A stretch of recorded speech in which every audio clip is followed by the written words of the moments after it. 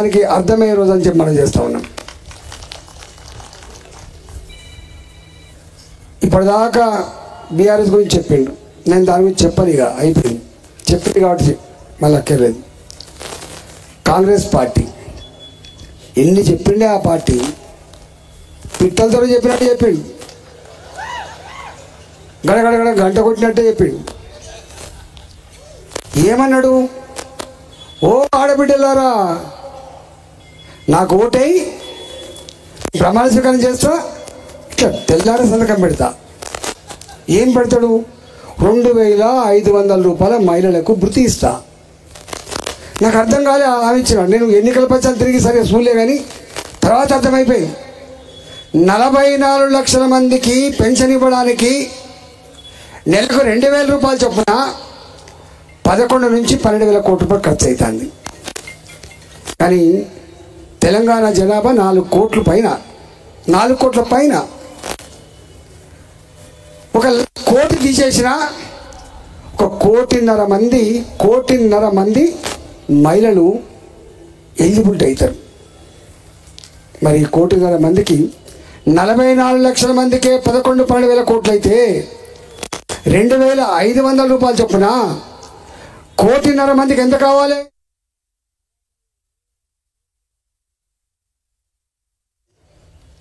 40,000 కోట్లు. నేను ఆర్థిక మంత్రి చేసిన అమ్మో అనిపిస్తుంది నాకు, ఎందుకంటే నాకు 5,000 కోట్లు కూడా దిక్కు లేవు కాబట్టి. ఒక్క మహిళలకు ఇచ్చేటువంటి భృతి దాని విలువ 40,000 కోట్లు. ఇంకేమన్నాడు? కేసీఆర్ ఏమి ఇచ్చిండా? 10,000 రూపాయలు ఇచ్చిండు. నేను 15,000 రూపాయలు ఇస్తా, ఎకరానికి 15,000 రూపాయలు ఇస్తా. 10,000 రూపాయలకే 14,000 కోట్లు అయింది. 15,000 రూపాయలకి ఎంత కావాలి? 21,000 కావాలి. 21,000 కావాలి. ఇంకేమన్నాడు? కౌలు రైతులు కూడా ఇస్తా నేను. ఇంకేమన్నాడు? వరి పండిస్తే 500 రూపాయలు బోనస్ కూడా ఇస్తా క్వింటల్కి. ఇట్లా చెప్పుకుంటూ పోతే ఎన్ని ఉన్నాయే? ఒక్కటి మాత్రం ఇచ్చిండే, పుక్కడ బస్ అయితే ఇచ్చిండు. అంటే పేదోళ్ళు కాబట్టి గోల్మాల్ చేయొచ్చని ఇచ్చిండు. 4 నెలలు అవుతుంది, 4 నెలలు అవుతుంది. ఇప్పుడే మాట్లాడకూడదు కావచ్చు, ఇంకా 2 నెలలు ఓపిక పడతాం కావచ్చు. ఆ తదుపరి తప్పకుండా వెంట పడతాం. నేను మాట్లాడితే లోపల ఒంటి కాలం మీద లేస్తున్నాడ, ఈ ఈటలాంటి కూడా మాట్లాడుతాను. నేను మాట్లాడబడితే ఎవరు మాట్లాడుతున్నా? జీవితాంతం కొట్లాడనే మాది. మా జీవితాంతం విద్యార్థిగా ఉన్నప్పుడు కొట్లాడనే, ఉద్యమంలో కొట్లాడనే. నిన్ననే కేసులు చెప్తే అత్యధిక కేసులు నా మీదనే ఉన్నాయట. రేపు నామినేషన్ ఫైల్ చేసేటప్పుడు 40 కేసులు ఉన్నాయి. ఎట్లా చెప్పాలంటే 40 కాదు 4,000 కేసులు ఉంటాయి అని చెప్పిన నేను. చివరికి మంత్రిగా ఉన్నప్పుడు కూడా కొట్లాడేది, నాకు తెలియదు. అంతకుముందు కొట్లాడినామో టీవీల మీద కనబడేది. అధికారం వచ్చిన తర్వాత కొట్లాడినా లోపల కొట్లాడినాం. కొట్లాడ మాత్రం ఉంది. నా ఆర్టీసీ కార్మికులు సమ్మె చేసినాడు. సమ్మె చెల్లదు, సంఘం ఉండద్దు, అశ్వత్థామరెడ్డి రాజీనామా చేయాలి. 39 మంది చచ్చిపోయింది. అప్పుడు 39 మంది చచ్చిపోయింది.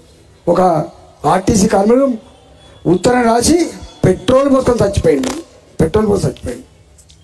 చాలామంది అనుకున్నారు పదవుల కోసం పెదవులు మూసిండేమో అని, కానీ ముయ్యలే. పదవుల కోసం పెదవులు ముయ్యలే. గప్పుడు కూడా ఇది అన్యాయం అని చెప్పి లోపల చెప్పినాం మేము. నా మున్సిపల్ కార్మికులు సమ్మె చేసినాడు. 1,700 మంది కార్మికుల్ని ఒక కలంపోటుతో తీసేసినాడు. బాజాప్తమైన 1,700 మంది కార్మికులు తప్పకుండా తీసుకోవాల్సిందని చెప్పి మంత్రిగా ఉండి కూడా చెప్పినాం మేము. చెప్పకుండా ఎప్పుడు లేము. దాని ఫలితమే భరించి 2020 కూడా కథం పట్టించున్నాను. కానీ నేను కథం కాలే, నా తర్వాత వాళ్ళు కూడా కథం అయిపోయింది. ఆయన భాషలో చెప్పాలంటే పొట్టోన్నెత్తి పొడుగోడు కొడితే పొడుగొన్నెత్తి పుట్టింది, ఇక దాని గురించి ఎక్కువ మాట్లాడద్దు. కానీ ఇవాళ కాంగ్రెస్ పార్టీ, నేను అడుగుతున్నా, గ్రామాలలో ప్రాజెక్టులలో నీళ్ళు ఉన్నప్పటికీ కూడా అక్కడక్కడ మేనేజ్మెంట్ చేయడంలో విఫలమై ఒక దగ్గర నుంచి ఒక దగ్గర తీసుకొచ్చి అటో ఇటో చేసి మెయింటైన్ చేయక మొట్టమొదటిసారిగా పంటలు ఎండిపోయినాయి. కోమటిరెడ్డి వెంకరెడ్డి గారు ఏం చెప్పిండ్రు? లాగ్ బుక్కులు చూద్దామా, ఎన్ని గంటల కరెంట్ ఇస్తారని చెప్పిండు. వస్తుందా కరెంట్? అంతకంటే గొప్పగా వస్తుందా?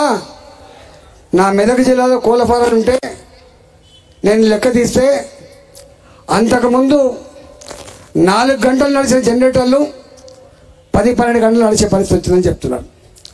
మంచిగా అయిందా చెడ్డగా అయిందా? బాగుపడ్డదా చెడ్డదా? ఇవాళ మేము అనుకున్నాం రేవంత్ రెడ్డి గారు గివీటి గురించి దృష్టి పెడతారని చెప్పి అనుకున్నా.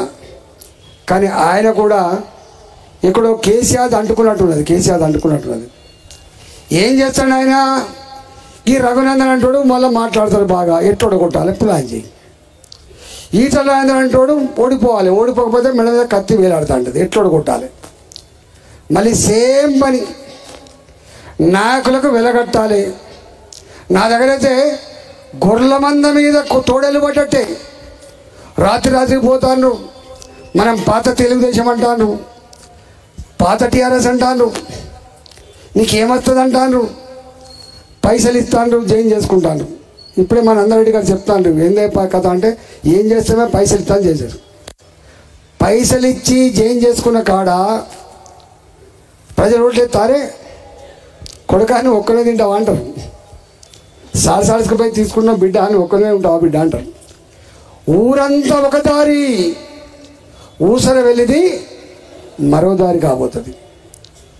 ఎప్పుడు కూడా ఎందుకు వస్తాను నీ దగ్గరికి? ఇవాళ నిన్న దాకా సర్పంచ్గా ఉన్నవాళ్ళు, ఎంపీటీసీగా ఉన్నవాళ్ళు, కార్పొరేటర్గా ఉన్నవాళ్ళు, జడ్పీటీసీలుగా ఉన్నవాళ్ళు లైన్ కట్టి ఎందుకు వస్తాను నీ దగ్గరికి? అక్కడి నుంచి నీ దగ్గరికి వస్తున్నాయి. ఎందుకంటే మళ్ళీ బిల్లులు రావాలి, ఇంత పనులు చేయించుకోవాలి, మళ్ళీ రెన్యువల్ కావాలి, మళ్ళీ నీ దగ్గర అధికారం పోతే ఉంటారా అనే కథ ఉంటారా? మళ్ళీ వాళ్ళ దగ్గర పోతారు. ఇవాళ పదవి ఉన్నా లేకపోయినా, గెలిచినా గెలవకపోయినా, జెండా పెట్టకుండా వదిలిపెట్టకుండా మాది భారతీయ జనతా పార్టీ అని చెప్పుకొని బతికే నాయకులు, కార్యకర్తలు, బీజేపీ కార్యకర్తలు 30 ఏళ్ళు అన్న అంటారు, 30 ఏళ్ళ ఇండస్ట్రీ, 40 ఏళ్ళు పోరుగా వీళ్ళు. అందుకనే కాంపిటీషన్ ఎక్కువ ఉంటుంది, చాలా కాంపిటీషన్ ఉంటుంది. నేను ఒకటే మీకు విజ్ఞప్తి చేస్తున్నా, ఇవాళ వాళ్ళ డబ్బులకు, వాళ్ళ ప్రలోభాలకు, వాళ్ళు కొనుకపోయే తీరుకు గాబరా పడద్దు. ఇవాళ 40 సీట్లున్న కాంగ్రెస్ పార్టీ ఎన్ని సీట్లు ఉన్నాయి? ఎన్నున్నాయి ఢిల్లీలో సీట్ల మీదకు? 40 సీట్లున్న కాంగ్రెస్ పార్టీ 400 సీట్లని నినాదం ఇచ్చే ప్రజలకి పోటీ అవుతుంది. ఇంకేమంటాడు అనుకుంటున్నావు? నేను పుసుకున్న లంకె బిందెలు ఉన్నాయని చెప్పి ముఖ్యమంత్రి అయినా, లంకె బిందెలు లేవు, ఏం లేవు, వాటి కాలికుండలే అంటున్నాడు. అంటే లంకె బిందెలు ఉంటాయి. ఏం చేస్తాడు ఇప్పుడు? దేశ ఆర్థిక మంత్రి కానీ కలవాలి, అమ్మా చిప్ప చేతికి ఇచ్చింది కేసీఆర్ అని చెప్పాలి. అమిత్ షా గారిని కలవాలి, మీ సహకారం కావాలని చెప్పాలి. ప్రధానమంత్రి గారు మొన్న వస్తే ఫస్ట్ వచ్చినప్పుడు ఏం చెప్పిండు? మా పెద్ద అని చెప్పిండు. మా పెద్ద మస్క కొట్టే ప్రయత్నం చేసిండు. ఆ మాట అనగానే అక్కడి నుంచి ఫోన్ వచ్చినట్టున్నది. మోడీ ఏంది గీడి ఏంది అంటాడు మళ్ళీ ఆయనే. అతి జల్దీ మాట మార్చినాడు రేవంత్ రెడ్డి గారు. కేసీఆర్ టైం పట్టింది. 2016 ఇక్కడనే మెదకులు అనుకుంటా మిషన్ భగీరథ ఓపెన్ చేసినాడు. గజ్వెల్లో కోమడి బండి అనుకుంటా ఓపెన్ చేసినాడు. మోడీ గారు మీ అంత గొప్ప నాయకుడు ఎవరు లేరు, మీరు ఎక్కడ కూడా కరప్షన్ లేకుండా యాసిల్ఫీ గవర్నమెంట్ నడుపుతూ ఉన్నారు, మీకు సల్యూట్ చేస్తున్నా అని చెప్పి మీరు మీ ఆశీర్వాదం మాత్రమే తెలంగాణ కావాలని చెప్పిండు. ఇక తదుపరి ఏం మాట్లాడినా నేను చెప్పాల్సక్కర్లేదు. ఇవాళ ఈయన కూడా ఈయన జల్దీ మాట్లాడినా లేకపోతే లేట్గా మాట్లాడి చాలామంది చూసాడు మోడీ గారు చివరికి ఏమంటే మీ తిట్లు నాకు ఆశీర్వాదం అయిందని చెప్పిండు, మీ తిట్లు డైజెస్ట్ చేసుకుంటా అని చెప్పిండు, మరింత శక్తితో కొట్లాడతా అని చెప్పిండు, మరింత మంచి నాయకత్వాన్ని దేశానికి అందిస్తా అని చెప్పిండు మోడీ గారు. తప్ప వీళ్ళకి ఎక్కడ రఘునందన్ రావుకో మాకో ఫోన్ చేసి నా మీద తిడుతాను మీరు ఎందుకు రియాక్ట్ అవుతారని చెప్పి మొత్తం ఎప్పుడు అడగలే. అందుకే ఇవాళ మోడీ గారికి చరిత్ర ఇప్పటిదాకా గోదావరి మధ్య కొన్ని చెప్పినట్టు అది మీరు గ్రామాల నుంచి వచ్చిన కాబట్టి మీకు అర్థమవుతుంది. ఎలిగే లైటు, పెరిగే పచ్చడి మొక్కలు, వేస్తున్న సిమెంట్ రోడ్లు, కడుతున్న మోరీలు, కడుతున్న గ్రామ పంచాయతీ మహిళా సంఘ భవనాలు ఎవరి డబ్బది? మన డబ్బే. కానీ మోడీ గారి దగ్గర